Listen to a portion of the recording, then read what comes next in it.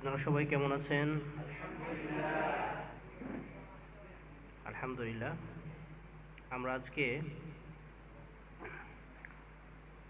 আল্লাহ সুবহানাহু ওয়া তাআলার প্রশংসা আদায় করছি।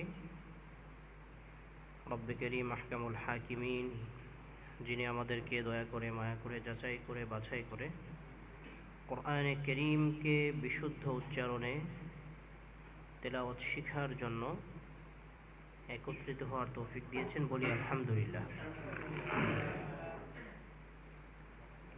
আসলে যখন আমরা দেশের বিভিন্ন প্রান্তে সফরে যাই, বিভিন্ন সময় বিভিন্ন মসজিদে নামাজ পড়া হয় বা বিভিন্ন মাদ্রাসাগুলোতে যাওয়া হয়, তখন দেখতে পাই যে আসলে অনেক সময় নামাজ ছেড়ে দিয়ে নিজে নিজে একাকী নামাজ পড়ে নিতে হয়।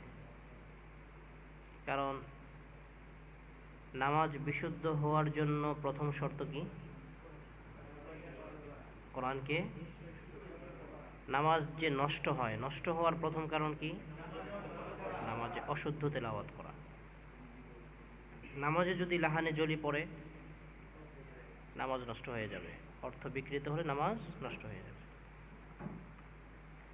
কেউ কুল কুল হুয়াল্লাহু আহাদ, এখানে কেউ বলল কুল, লা হাওলা ওয়ালা কুওয়াতা ইল্লা বিল্লাহ।